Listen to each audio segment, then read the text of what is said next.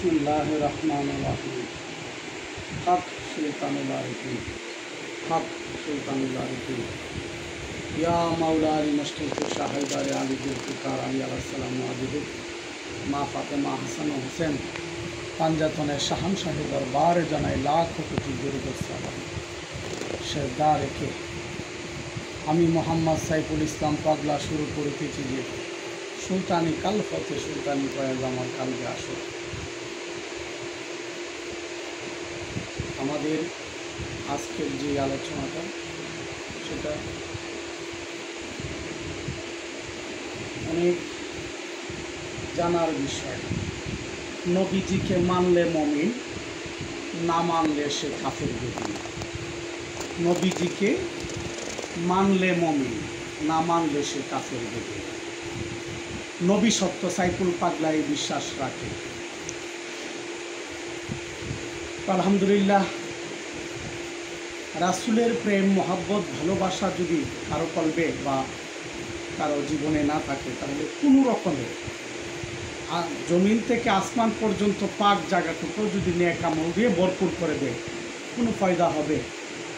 কোনো রকমের ফয়দা হবে না।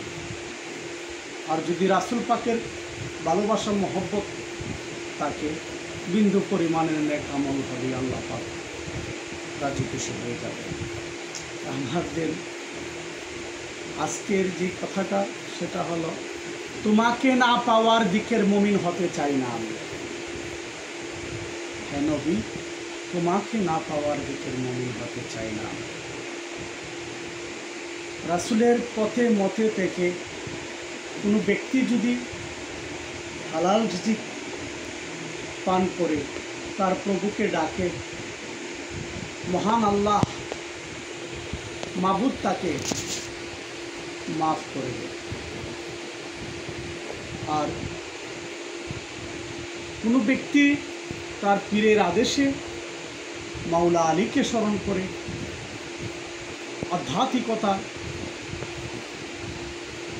তার ভক্তকে নিতে চাইলে, আলী নাম জপন করলে, পাঞ্জাতনের নাম জপন করলে, ভালোবাসা হৃদয়ে রাখলে, পাঞ্জাতনের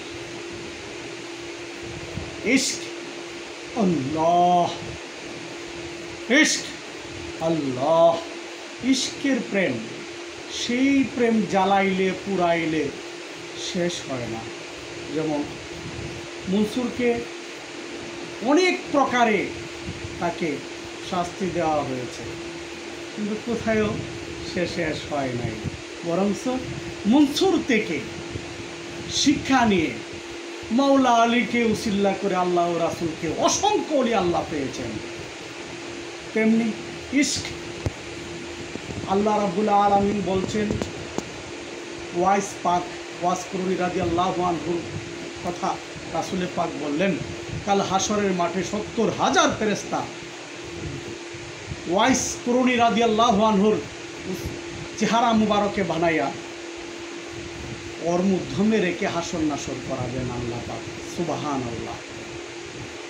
ইশক এমন এক বস্তু, ইশকের দুনিয়াটা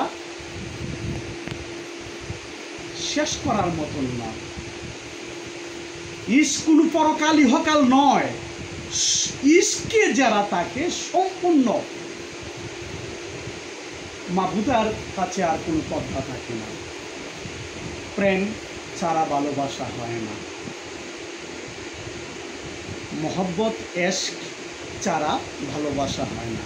এখন আমরা বুজুর্গদের মাধ্যমে দেখছি চারদিকে পীরের ছেলে পীর বদিয়ান নিয়ে বসে আছে। ওই ধরনের পিসাবের মাধ্যমে ইশক খুঁজে পাওয়া খুব কঠিন বিষয়।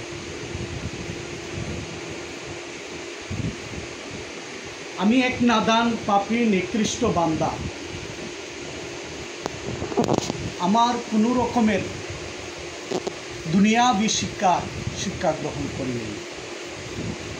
আল্লাহ রাব্বুল আলামিন বাবা শাহ সুলতানের দোয়ার বরকতে এই পথে রেখেছে। ওলি আল্লাহদের নাম স্মরণ করছি, আল্লাহ রাসূলের দুরূদ শরীফ পড়ছি, শব্দ অনুসারে দান খয়রাত করছি। আল্লাহ রাব্বুল আলামিন যতটুকু পারে নিজের কাবার থেকে বিলীন করার চেষ্টা করছি, মিলাদ মাহফিল করছি। আল্লাহর রাসূলের পাকের আল্লাহ পাকের বাড়িতে গিয়েছি একাধিকবার। তো আল্লাহ রাব্বুল আলামিন এই পথে যদি না নিতেন তাহলে যাওয়ার সম্ভাবনা আমার জন্য ছিল না। তো সেটা হলো ইশকের গুণে হয়েছে। সেই ইশকটা আমার নয়, হযরত বাবা শাহ সুলতান কুমরুদ্দিন রুমি রহমাতুল্লাহ আলাইহের তুফায়েলের খাতিরে আমাকে বাবা জানের দয়ার বরকতে মাওলা আলী মুশকিল কুশা হায়দারে আলী জুলফিকার আলী আলাইহিস সালাম মা ফাতেমা হাসান ও হুসেন পাঞ্জাতনের মতে পথে থাকার তৌফিক দিও। আমার মুর্শিদ কেবলা হযরত শাহ সুলতানকে উসিল্লা করে কত লাখো লাখো মানুষ ওলি আল্লাহ পরিণত হয়েছে।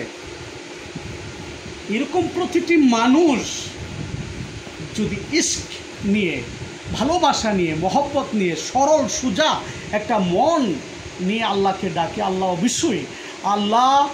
অবশ্যই তাকে তার কুদরতি হাতে হেফাজত করে থাকেন।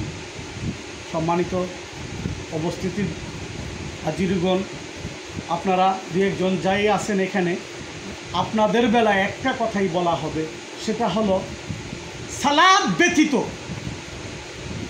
আল্লাহ পাক কোনো ইবাদত কবুল করবেন না। যেই কথা সত্য, সেম রাসূল পাকের মহব্বত দুরূদ শরীফ ব্যতীত কোনো ইবাদত আল্লাহর শাহী দরবারে কবুল হবে না।